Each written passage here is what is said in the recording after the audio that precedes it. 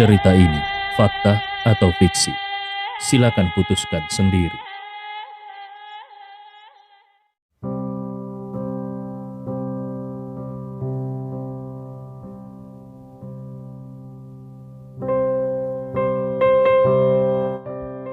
Aziz berjongkok di depan mobil Peyton. Dia sangat gelisah menunggu kedatangan temannya. Beberapa belas menit berlalu, temannya menelpon dan berkata akan sampai dalam beberapa menit, meminta Aziz untuk tidak khawatir. Tapi saat ini sebuah Audi A6 model lama sudah berhenti di depannya. Bang Hendrik melihat mobil Peyton miliknya ada di sana. Akhirnya dia bisa bernapas lega. Meski tidak ada yang memperbaiki mobilnya, setidaknya dia bisa mengurangi sebagian kerugiannya. Kalau mobil ini hilang, dia benar-benar rugi besar. Dia berkata kepada anak buahnya, "Aku akan mengendarai Peyton itu pulang. Kau ikuti aku." Anak buahnya langsung mengangguk. "Baik, bos." Bang Hendrik membuka pintu dan keluar dari mobil. Dia merasa kesal karena mobilnya rusak dan tidak ada yang memperbaikinya. Ditambah lagi dia kehilangan satu kunci remote. Memperbaiki mobil dan membuat kunci remote baru diperkirakan akan membutuhkan biaya yang lumayan juga. Dia benar-benar rugi besar. Bang Hendrik tidak bisa menahan diri untuk mengeluh di dalam hatinya. Ini benar-benar musibah yang tak terduga. Sambil berpikir, dia turun dari mobil dan bersiap-siap membuka kunci Peyton. Tiba-tiba dia melihat seorang pemuda berjongkok di depan mobil Peyton. Dengan perasaan kesal, Bang Hendrik mengerutkan kening melihat pemuda itu dan berkata dengan suara dingin, "Apa yang kau lakukan di situ? Minggir sana." Meskipun Aziz tidak punya uang, tidak punya kemampuan, dan suka mengambil keuntungan, tetapi sikapnya keras kepala. Tentu saja, saat menjilat orang lain, sikap keras kepala itu tidak terlihat. Tetapi saat melihat pria paruh baya di depannya dan melihat mobil yang dikendarainya, dia langsung bersikap meremehkan. Di dalam hati, dia bergumam, "Hanya sebuah mobil bekas A6 model lama, jauh lebih buruk daripada Peyton milikku. Tapi berani sok di depanku. Aku berjongkok di mana aku?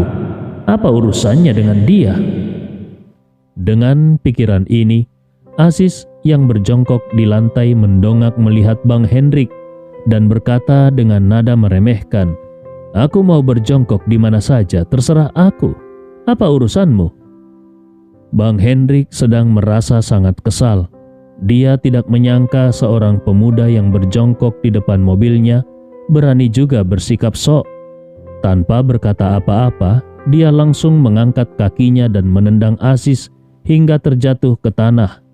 Belum sempat Aziz bangun, dia segera maju dan mulai memukul dan menendang Aziz. Aziz yang dipukul hingga berteriak kesakitan dengan marah berkata, "Kenapa kau memukulku? Apa salahku? Apa aku mengganggumu di sini? Apa kau sakit jiwa?"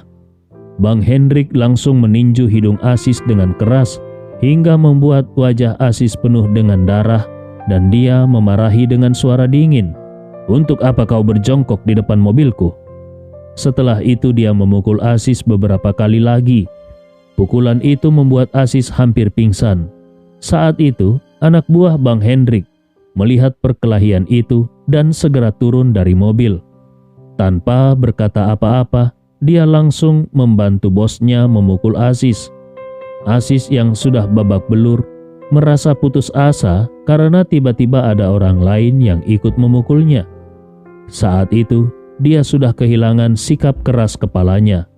Melihat mereka memukulnya tanpa ampun, seolah-olah ingin membunuhnya, Aziz tidak bisa menahannya lagi. Dia menangis dan berkata, "Bos, aku salah. Tolong jangan pukul lagi. Kalau dipukul terus, aku bisa mati." Namun Bang Hendrik sama sekali tidak berniat berhenti. Sambil memukul dia terus memaki, "Aku sedang marah dan butuh pelampiasan. Untungnya kau datang tepat waktu." Aziz sudah hampir pingsan, wajahnya penuh darah dan dia sudah tidak lagi tampak seperti manusia. Saat ini sebuah truk derek tiba-tiba datang dan berhenti di depan mereka. Sopir truk derek itu membuka kaca jendelanya dan berteriak, "Hei, apa yang kalian lakukan? Kalau kalian tidak berhenti, aku akan lapor polisi." Orang yang datang itu adalah teman Aziz. Orang ini punya sifat yang baik dan adil. Sebenarnya dia tidak mengenali bahwa yang dipukuli itu adalah Aziz. Hanya saja melihat dua orang memukuli seseorang yang sudah penuh darah, dia memutuskan untuk ikut campur tangan. Bang Hendrik merasa amarahnya sudah banyak terlampiaskan melalui pukulan pada Aziz. Melihat ada orang datang dan mengancam akan melapor polisi, Bang Hendrik berpikir lebih baik tidak memperpanjang masalah ini. Lagi pula, dia masih punya janji makan malam dengan bosnya. Dia lalu berkata dingin kepada Aziz, "Anak muda, hari ini kau beruntung. Kalau tidak, aku pasti akan memukulmu sampai mati." Setelah itu dia menendang Aziz hingga terlempar beberapa meter. Lalu dia mengeluarkan kunci mobilnya dan membuka pintu mobil Python.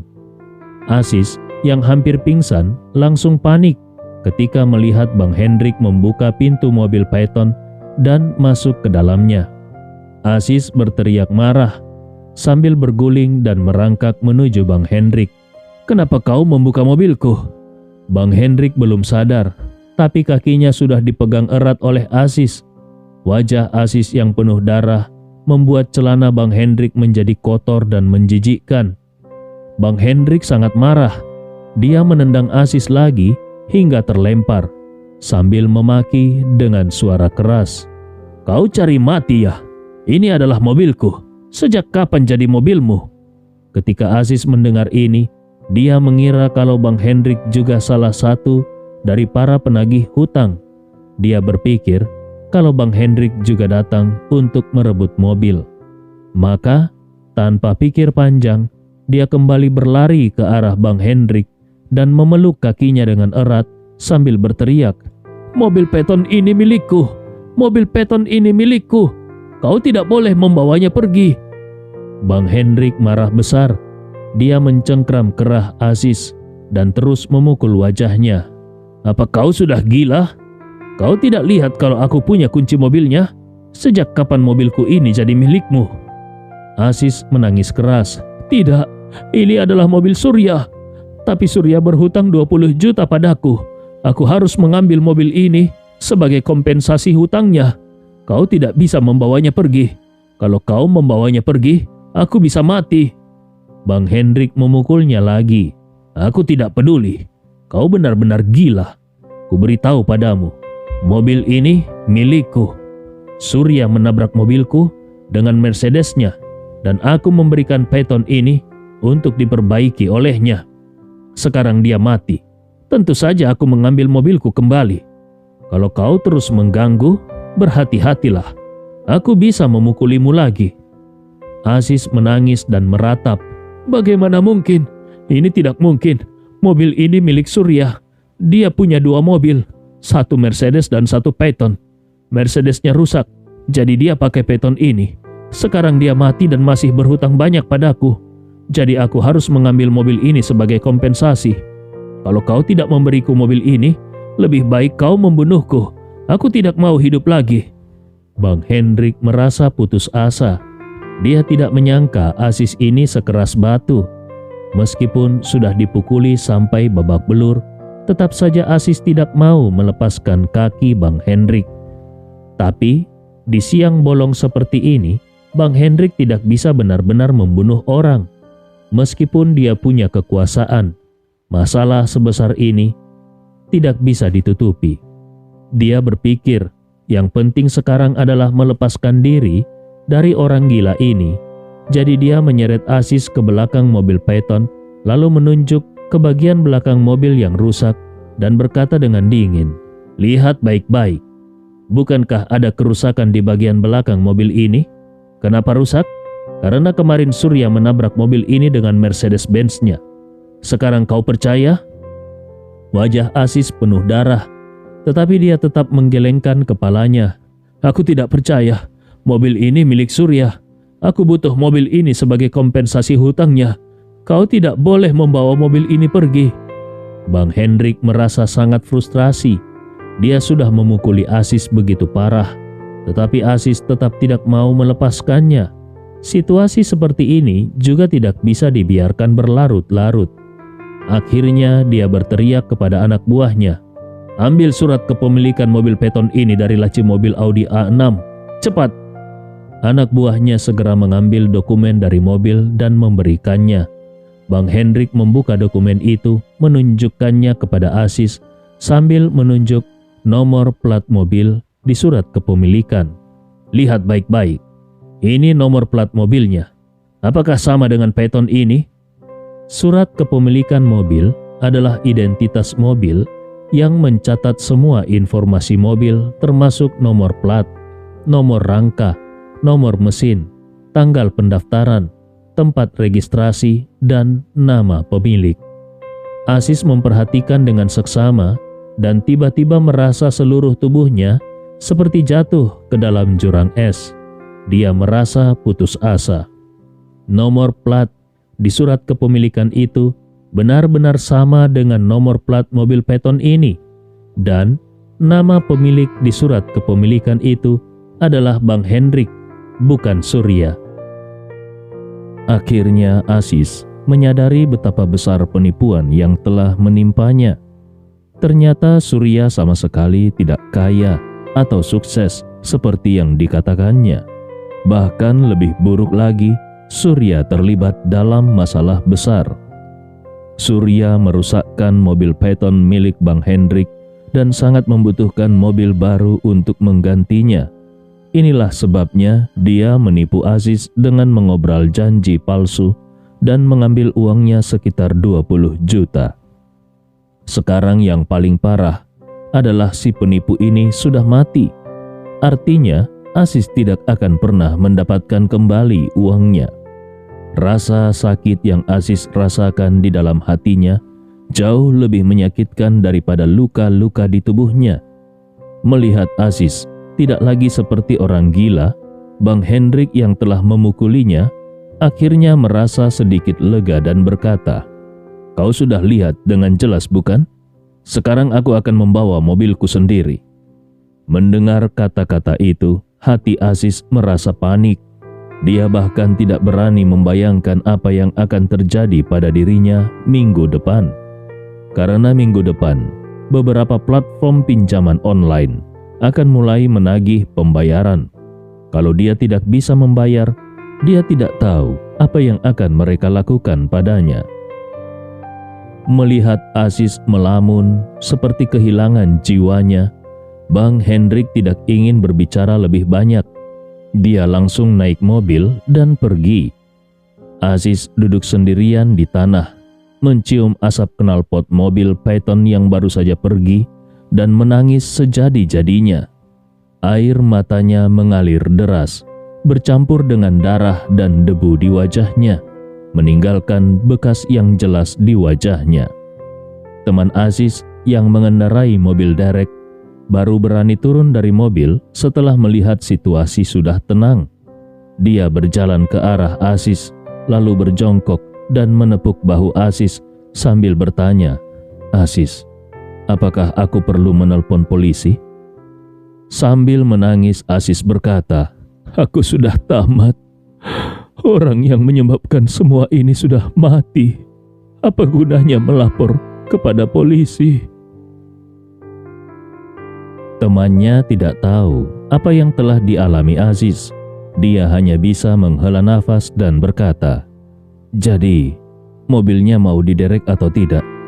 Aziz melihatnya dan memaki, "Kau buta ya? Kau tidak lihat mobilnya sudah dibawa pergi? Apalagi yang mau diderek?" Temannya merasa kesal. Dia berpikir kalau saja dia tidak berteriak tadi, Aziz mungkin sudah dipukuli sampai mati. Dia datang dengan niat baik untuk membantu, tetapi malah dimaki. Dia berdiri dan berkata, "Kalau begitu, aku pergi saja sekarang." Aziz segera sadar dan berkata, kembalikan uang 800.000 yang sudah kutransfer tadi. Temannya dengan marah berkata, kau bercanda? Memangnya kau kira aku datang jauh-jauh ke sini secara gratis? Mobil yang kupakai ini milik bengkel. Begitu keluar, sudah dihitung bekerja. Jadi tidak peduli mobilnya akhirnya diderek atau tidak, aku harus melaporkan pendapatan ke bengkel. Aziz dengan marah berkata, aku tidak peduli dengan alasanmu. Itu bukan urusanku. Yang aku tahu, aku tidak menyuruhmu menderek mobil. Jadi kembalikan uangku. Temannya juga marah dan berkata, kau tidak mengerti ya? Bengkel punya aturan. Setiap kali mobil keluar, harus ada biaya. Kalau kau minta uangmu dikembalikan, lalu ketika nanti bengkel minta uang dariku, bagaimana aku akan menjelaskannya? Aziz dengan dingin berkata, aku tidak peduli. Itu bukan urusanku. Cepat, kembalikan uangku. Temannya tidak menyangka kalau Aziz bisa menjadi begitu keras kepala. Dengan marah dia berkata, orang seperti kau memang pantas ditipu sampai bangkrut. Setelah itu dia tidak peduli lagi dan pergi. Aziz tertatih-tatih mengejarnya sambil berteriak, dasar kurang ajar, kembalikan uangku. Kalau tidak, aku tidak akan diam saja.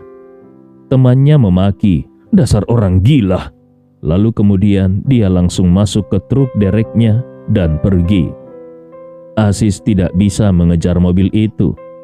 Hatinya dipenuhi amarah, tetapi dia tidak bisa berbuat apa-apa. Perasaan putus asa menggantikan amarahnya. Sekarang yang paling penting adalah bagaimana caranya dia bisa melunasi hutang-hutang pinjolnya. Saat ini Aziz merasa hidupnya hampir berakhir. Tiba-tiba dia teringat pada pacarnya. Aziz adalah seorang yatim piatu, tidak punya orang tua atau keluarga. Setelah mengalami kemalangan sebesar ini, saat dia merasa putus asa dan tidak tahu harus berbuat apa, dia hanya ingin melihat wanita yang dicintainya, berharap wanita yang dicintainya itu bisa memberinya sedikit penghiburan. Dia membersihkan wajahnya dan dengan tertatih-tatih pergi ke pintu masuk kompleks untuk memanggil taksi. Akhirnya, Aziz tiba di kompleks tempat tinggal pacarnya. Saat tiba di depan rumah pacarnya, dia mengetuk pintu. Tetapi tidak ada yang membukakan pintu. Dia tidak tahu bahwa saat ini pacarnya Jenny sedang di kamarnya bersama salah satu pelanggannya dan melakukan perbuatan tercela. Aziz menelpon pacarnya, tetapi tidak ada tanggapan sama sekali. Dia mengira pacarnya tertidur. Jadi dia mencari kunci cadangan di bawah pot bunga di depan rumah pacarnya. Aziz mengeluarkan kunci tersebut dan membuka pintu. Setelah masuk ke dalam, pintu kamar Jenny tertutup, tetapi tidak terkunci. Dari luar, Aziz mendengar suara pacarnya. Namun selain suara pacarnya, ada juga suara pria lain. Dengan marah Aziz menendang pintu kamar dan benar saja, dia melihat pacarnya sedang berada di tempat tidur bersama dengan pria lain. Aziz merasa sangat marah. Dia berteriak histeris, wanita murahan, kau mengkhianatiku. Kedua orang di tempat tidur itu terkejut, kemudian buru-buru bersembunyi di bawah selimut. Jenny membungkus dirinya dan dengan gugup memandang Aziz. Kau, kenapa kau datang? Bagaimana kau bisa masuk? Aziz dengan marah memaki. Kenapa kau peduli bagaimana aku masuk? Kalau aku tidak masuk, aku tidak akan tahu bahwa kau berani mengkhianatiku. Sambil berbicara, dia memandang pria gemuk di samping Jenny. Dia menggertakkan giginya dan memaki. Kurang ajar, berani-beraninya kau tidur dengan pacarku, aku akan membunuhmu. Setelah itu, Aziz segera berlari ke arah pria gemuk itu. Namun sebelum dia mendekat, pria gemuk itu langsung menendangnya melalui selimut, sehingga membuat Aziz terjatuh dan terlempar keluar dari kamar. Pria gemuk itu memaki, jadi kau yang disebut pecundang itu? Kebahagiaan apa yang didapat Jenny bersamamu? Apakah dia bisa hidup enak? Kudengar kau juga tidak bisa menghasilkan banyak uang. Apakah kau berharap Jenny menjadi SPG rokok palsu untuk menghidupimu?" Jenny yang ada di samping terkejut dan bertanya, "Bagaimana kau tahu kalau aku menjual rokok palsu?" Pria gemuk itu berkata, "Bodoh, aku sudah merokok selama bertahun-tahun. Apakah aku tidak bisa membedakan mana rokok asli dan palsu?" Jenny semakin terkejut dan dengan spontan bertanya, "Kau tahu rokok yang aku jual itu palsu? Kenapa kau masih membelinya? Dan dalam jumlah banyak pula?" Pria gemuk itu tersenyum dan berkata, "Aku kasihan padamu. Aku ingin kau mendapatkan lebih banyak uang.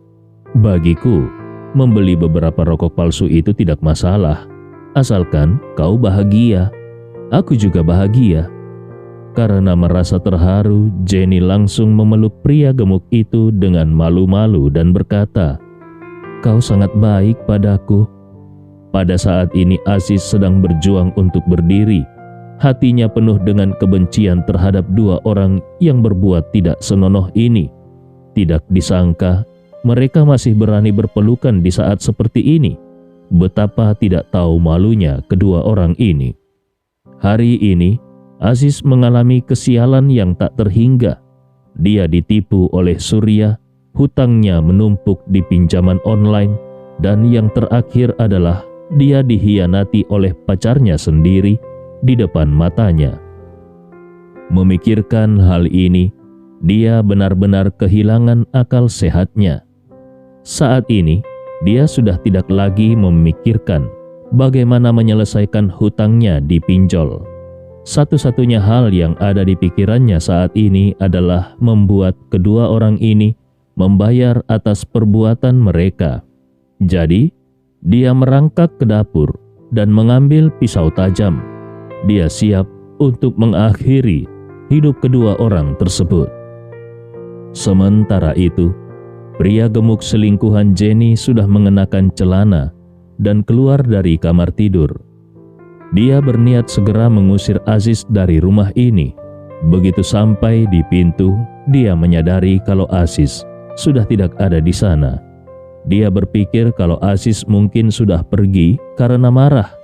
Jadi dia berencana kembali untuk memberitahu Jenny. Tiba-tiba dia merasakan sakit luar biasa di punggungnya. Aziz sudah menusukkan pisau tajam ke punggungnya.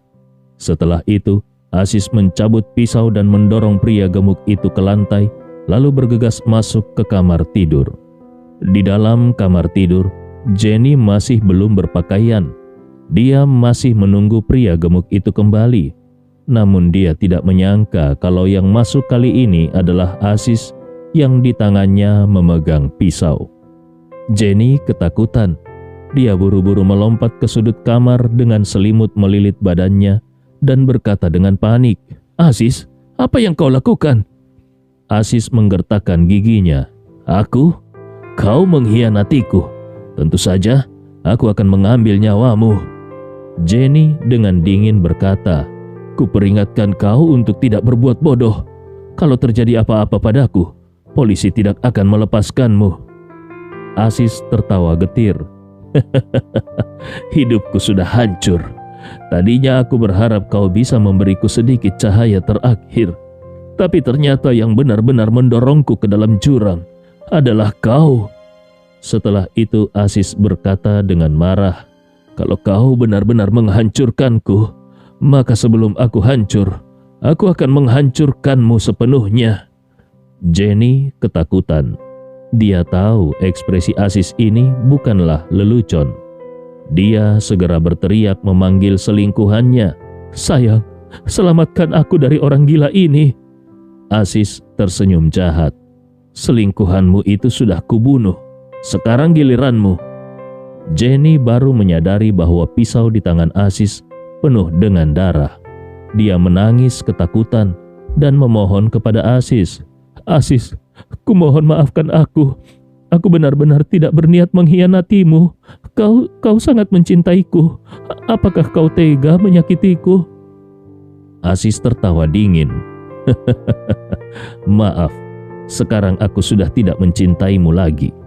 Aku bahkan tidak mencintai diriku sendiri dan tidak mencintai dunia ini. Aku harus membuatmu membayar harganya agar kau tahu kau tidak boleh menindas orang baik.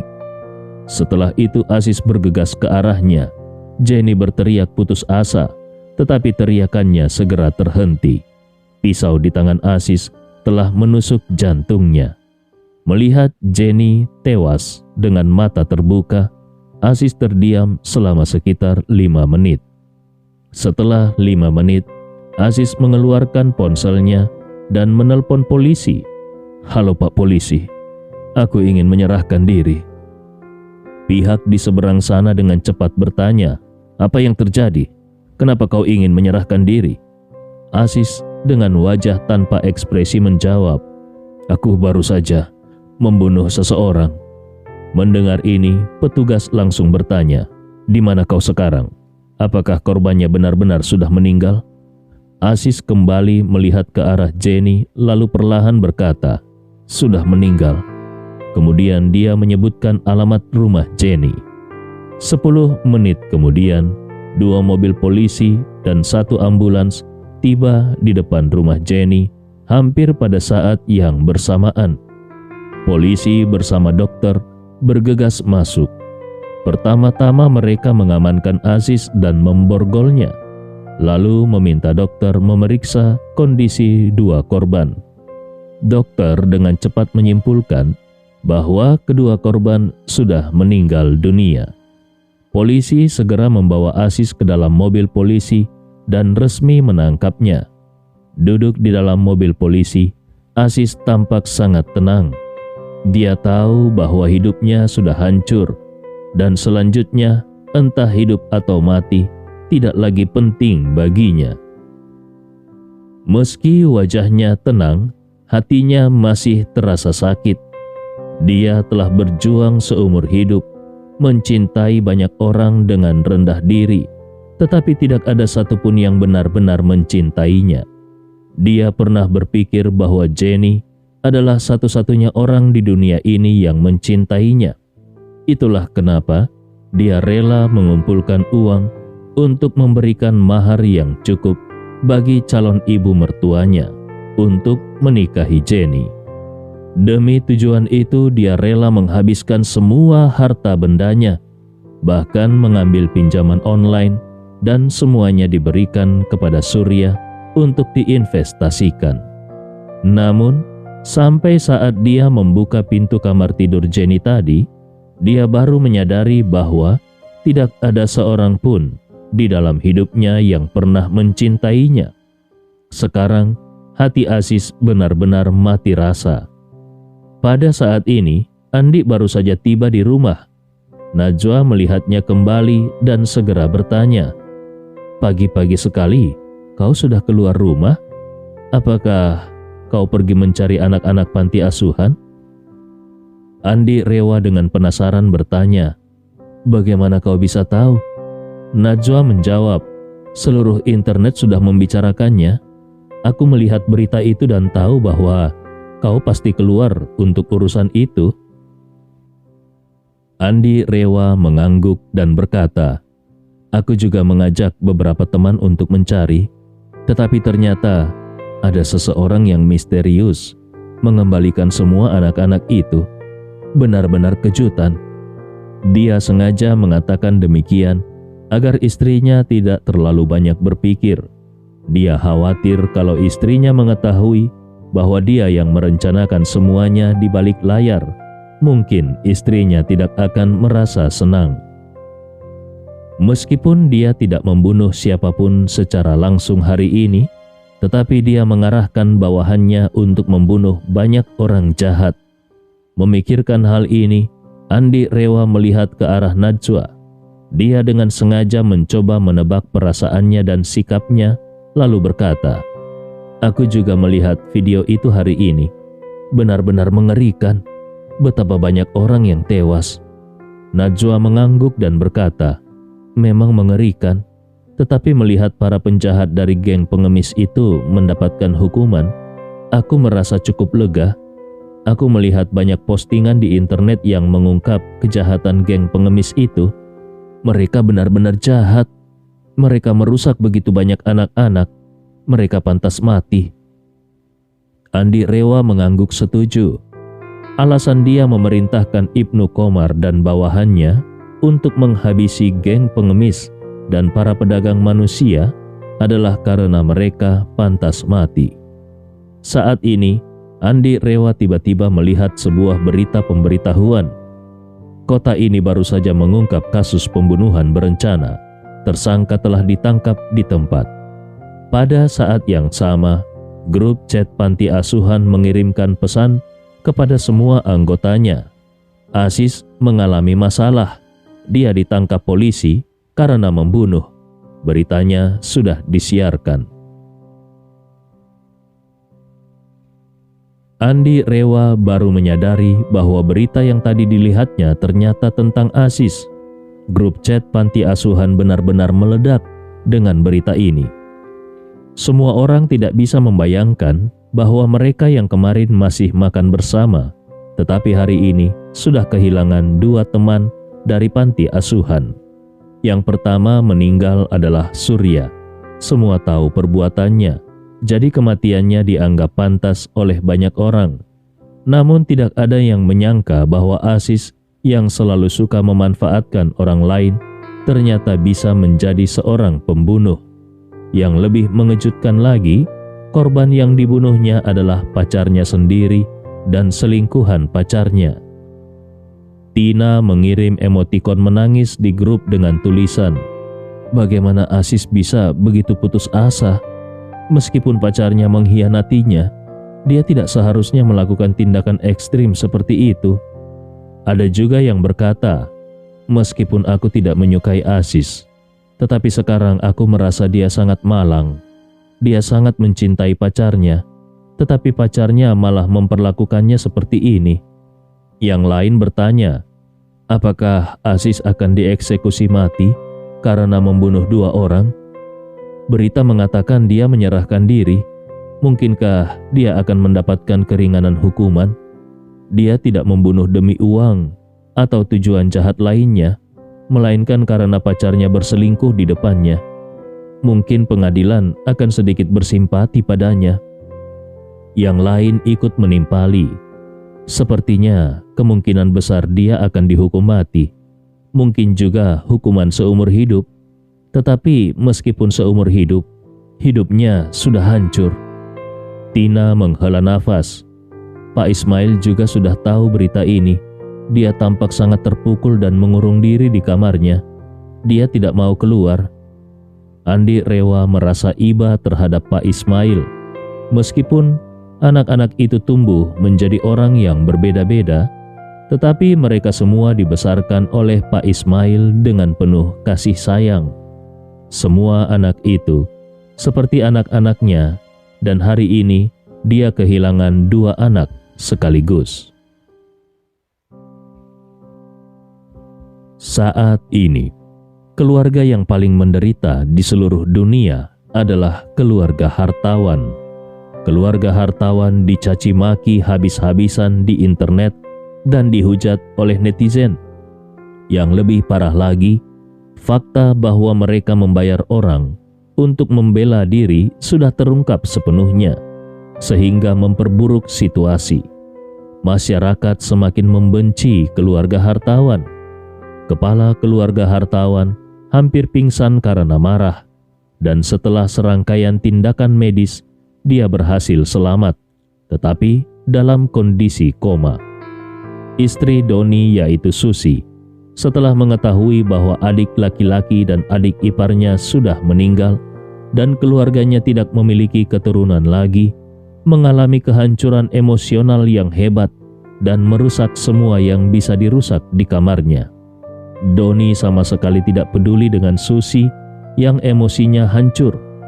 Pada saat ini, dia bukan hanya tidak merasa kasihan pada Susi, tetapi juga sangat membencinya.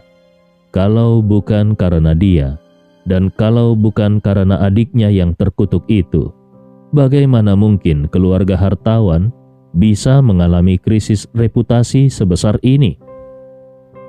Kematian Ateng yang terkutuk itu tidak masalah, tetapi kemungkinan besar akan menyebabkan kerugian besar bagi keluarga hartawan. Dengan demikian, keluarga hartawan tidak akan bisa lagi menjadi keluarga nomor satu di pulau ini. Untuk waktu yang lama, keluarga hartawan akan sangat dibenci dan dijauhi oleh semua orang. Yang lebih buruk lagi adalah bisnis keluarga hartawan pasti akan sangat terpengaruh, dan dalam jangka waktu yang lama, aset keluarga hartawan akan terus menyusut. Kemungkinan besar, keluarga hartawan akan jatuh ke dalam status keluarga kelas 2. Yang paling menyedihkan adalah saat ini Doni sama sekali tidak memiliki cara untuk mengatasinya. Dia sudah tidak berdaya lagi. Dia sudah menyerah untuk menyelamatkan reputasi keluarga hartawan. Sekarang, dia penuh dengan kebencian dan hanya ingin melakukan satu hal, yaitu membalas dendam pada Andi. Saat ini Alvin berlari ke arahnya dan berkata, "Ayah, 8 petarung terbaik itu telah memberikan jawaban. Mereka mengatakan hanya mendengarkan perintah kakek. Perintah dari orang lain tidak berlaku bagi mereka." Doni segera bertanya, "Apakah dokter sudah memberitahu kapan kakekmu bisa bangun?" Alvin menggelengkan kepalanya. Dokter belum bisa memastikan. Kali ini kakek mengalami stroke yang cukup parah. Doni mengerutkan keningnya. Kalau 8 petarung terbaik itu tidak bergerak, aku khawatir kita tidak bisa mengeluarkan Usman dan Jeffrey dari Gunung Bawah Karaeng. Alvin berkata, "Tapi kalau kita terus menunggu, kita tidak tahu kapan kakek akan bangun. Menurutku sebaiknya kita mengirim beberapa ahli tingkat 2 terlebih dahulu untuk mencoba. Kali ini kita kirim lebih banyak orang." Doni berpikir sejenak. Lalu secara perlahan dia mengangguk dan berkata, "Menunggu bukanlah solusi. Kalau begitu, kita kirim orang saja terlebih dahulu." Alvin kemudian berkata, "Ayah, sebenarnya aku tidak mengerti. Kenapa ayah harus mencari musuh-musuh Andi? Menurutku mereka semua adalah orang-orang lemah.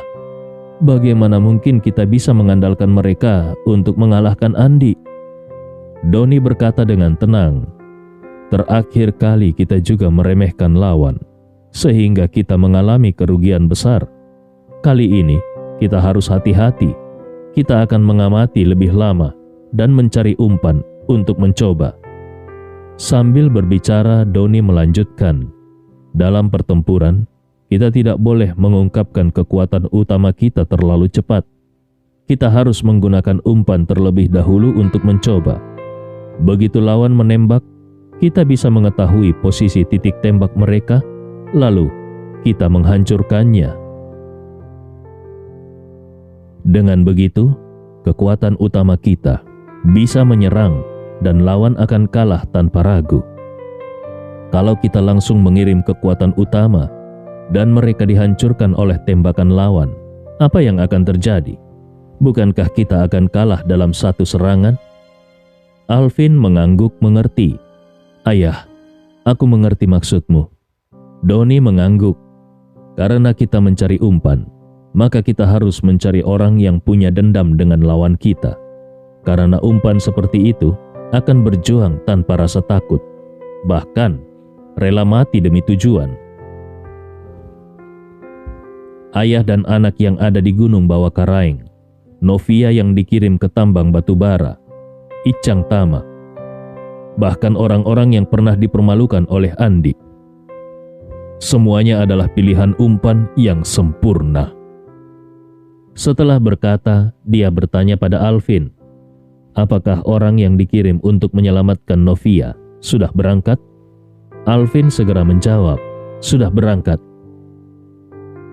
Sementara itu, di tambang batu bara, Novia merasa setiap harinya seperti setahun. Sebagai menantu tertua dari keluarga Tama, dia tidak pernah mengalami kesulitan atau penderitaan. Sebaliknya, selama tahun-tahun kejayaan keluarga Tama, kehidupan Novia juga sangat gemilang. Meskipun dia tidak bisa mengatakan bahwa dia hidup dalam kemewahan sepanjang hidupnya, tetapi dia selalu menjalani kehidupan yang baik. Sekarang hidupnya terpuruk, dan dia harus bekerja siang dan malam di tambang batu bara. Namun, di antara sekelompok orang yang dikirim ke tambang batu bara oleh Andi, Novia menjalani kehidupan yang paling nyaman. Para pekerja pria bekerja 15-16 jam sehari. Mereka tidak pernah cukup makan atau berpakaian, dan semuanya kurus kering. Kehidupan Lani juga tidak lebih baik, karena dia jelek dan tidak menyenangkan para pengawas, jadi pekerjaannya tidak berbeda dengan para pria.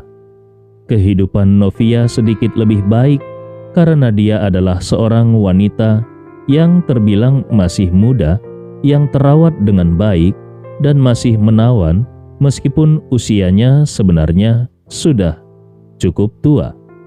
Di mata para pengawas, dia memiliki daya tarik tersendiri sebagai wanita yang sudah cukup dewasa. Jadi Novia menggunakan semua keterampilannya setiap malam untuk melayani pengawas yang kotor dan bau, demi membuat kehidupannya sedikit lebih mudah. Setidaknya dengan begitu, dia tidak perlu melakukan banyak pekerjaan dan bisa lebih banyak istirahat, dan yang lebih penting lagi, dia makan lebih baik daripada yang lain. Meskipun demikian, kehidupan di sini masih merupakan siksaan yang luar biasa bagi Novia. Pada malam hari, setelah baru saja melayani pengawas, dia keluar dari rumah batu bata dengan pakaian acak-acakan. Saat berjalan, Novia secara kebetulan melihat keluarga Lani sedang bekerja keras memindahkan batu bara di tumpukan batu bara. Lani juga melihat Novia dengan mata penuh kebencian dan iri. Menurutnya, kalau bukan karena Novia yang menyeretnya untuk menjebak Carla, dia tidak akan berakhir di tempat seperti ini. Selain itu, sejak hari pertama mereka masuk, keluarganya terus bekerja dengan beban tinggi. Sementara Novia bisa hidup lebih santai karena menjadi selingkuhan pengawas. Jadi saat dia melihat Novia lewat, kemarahannya langsung meluap dan dia menggertakkan giginya lalu mengutuk. Wanita tidak tahu malu, demi sedikit keuntungan, kau rela tidur dengan pengawas, memang tidak punya harga diri. Mendengar ejekan itu, tentu saja wajah Novia menjadi penuh amarah dan dia membalas, Lani, hati-hati kalau kau berbicara denganku, atau kau tidak akan makan besok. Lani langsung marah mendengar kata-kata itu. Hei, memangnya apa yang kau banggakan? Kau hanya tidur dengan pengawas, bukan? Kau pikir dengan adanya dia sebagai pelindung, aku tidak berani melakukan apa-apa padamu. Ketika dia bosan denganmu, nasibmu akan sama sepertiku. Novia sangat marah dan langsung membalas, Lani, apakah kau dan keluargamu sudah tidak ingin hidup lagi? Aku bisa membuat jam kerja kalian meningkat dari 16 jam menjadi 20 jam. Kalian akan bekerja keras sampai kalian mati kelelahan. Lani langsung marah besar. Novia, apa kau tidak punya hati nurani? Keluargaku berada di sini karena kau. Bukannya merasa bersalah, kau malah mengatakan hal seperti tadi. Kau benar-benar bukan manusia. Novia menjawab dengan dingin. Jangan bicara omong kosong denganku. Kau setuju bekerja sama denganku demi uang. Jadi, kalau kau mau uang itu, kau harus menanggung resikonya. Kenapa sekarang kau malah menyalahkanku? Lani menggertakkan giginya. Kalau bukan karena kau, lalu siapa lagi? Kalau bukan karena kau, sekarang keluargaku pasti sedang makan enak di rumah. Bagaimana mungkin kami berada di sini? Novia menjawab sambil mencemooh. Itu membuktikan kalau kau memang tidak ditakdirkan untuk hidup enak. Kau akan menghabiskan sisa hidupmu di tambang ini. Kau akan mati kelelahan atau tertimpa runtuhan tambang. Tidak ada kemungkinan lain. Lani menjadi semakin marah mendengar kata-kata itu.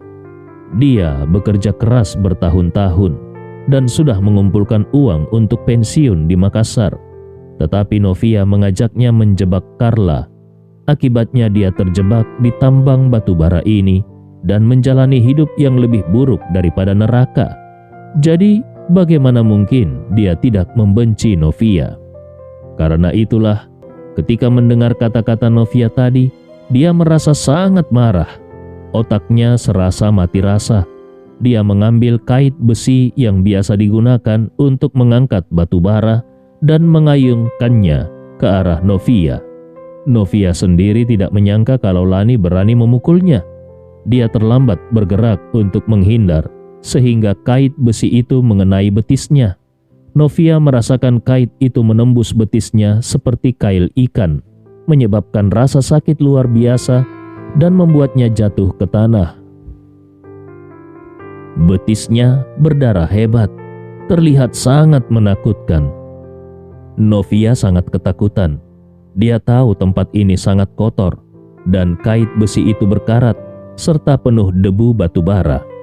Dia tidak tahu berapa banyak bakteri yang ada di kail itu. Kalau terinfeksi, bisa sangat berbahaya. Dia segera berteriak, "Lani, kau berani menyakitiku? Kau sudah tidak ingin hidup lagi?" Lani dengan mata merah dan gigi terkatup berkata, "Kau membuat hidupku gelap gulita. Lebih baik aku mati bersamamu." Setelah itu dia menarik kait besi dari betis Novia dan mengayunkannya ke wajah Novia. Novia ketakutan dan berguling-guling di tanah. Dia sangat khawatir kalau kait besi itu benar-benar akan mengenai wajahnya. Kait itu terlihat sangat menakutkan dan bisa saja langsung mencabut bola matanya. Namun, meskipun Novia berusaha menghindar, kakinya sudah terluka. Kalaupun dia bisa menghindari beberapa pukulan pertama dari Lani, Lani terus saja mengejarnya dan memukul dengan keras. Dalam keadaan ini, dia pasti akan mengalami kekalahan mematikan. Saat Novia mencoba melarikan diri, tiba-tiba rasa sakit di kakinya membuatnya jatuh ke tanah. Saat dia sadar kembali, Lani sudah berlari ke arahnya dan mengayunkan kait besar itu ke arah kepalanya.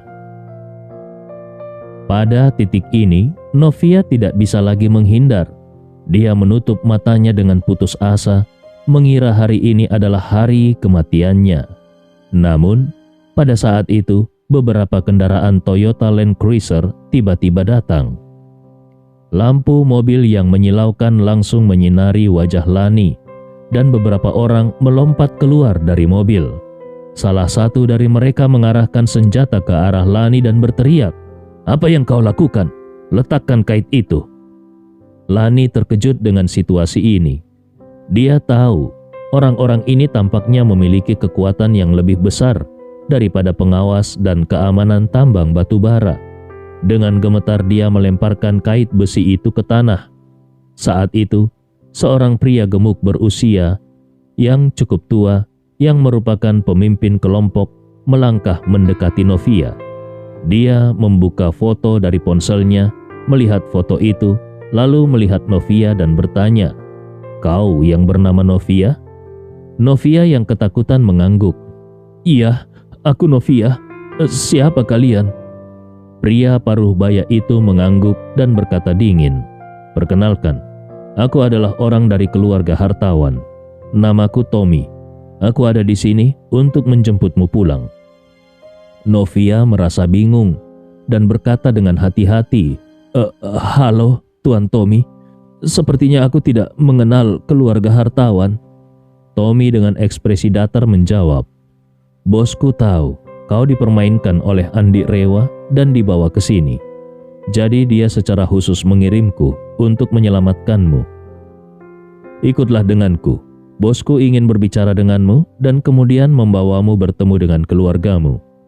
Novia sangat senang dan bertanya, "Apa kau benar-benar serius? Benarkah kalian akan menyelamatkanku dan membiarkanku bertemu dengan keluargaku?" Tommy menjawab dengan dingin, "Lalu, menurutmu, kenapa aku datang jauh-jauh ke tempat yang terpencil ini? Apakah aku datang hanya untuk berbincang-bincang denganmu?" Mendengar kata-kata itu, Novia hampir menangis saking senangnya. Dengan penuh emosi dan air mata dia berkata, "Terima kasih, terima kasih, terima kasih." Melihat Novia yang kotor dan sedikit menjijikkan, Tommy berkata kepada salah satu orang di belakangnya, "Biarkan dia naik mobilmu." Orang itu mengangguk, "Baik, bos." Orang itu mengemasi pistolnya dan akan membawa Novia ke mobil. Pada saat itu, seorang pria dari dalam rumah keluar dengan marah dan mengutuk, "Siapa kalian? Dia adalah wanitaku. Kalian tidak bisa membawanya begitu saja. Biarkan dia tinggal." Tommy mengerutkan keningnya dan bertanya, "Siapa kau?" Pria itu adalah pengawas di tambang batu bara hitam ini, dan ketika bosnya tidak ada, dia adalah penguasa lokal di sini. Jadi dengan sombong dia berkata, "Aku adalah pengawas keamanan di sini. Kalian datang ke sini untuk membawa orang tanpa memberitahu bos kami. Ku beritahu kalian, bos kami sangat berpengaruh di sini." Tommy menjawab dengan dingin, "Bos kalian tidak memberitahu bahwa tempat ini sudah dibeli oleh bosku?" Pengawas itu berteriak dingin, "Omong kosong. Kalau bosku benar-benar menjual tempat ini, dia pasti akan memberitahuku. Kalian pasti hanya ingin menculik wanitaku." Cerita ini fakta atau fiksi? Silakan putuskan sendiri.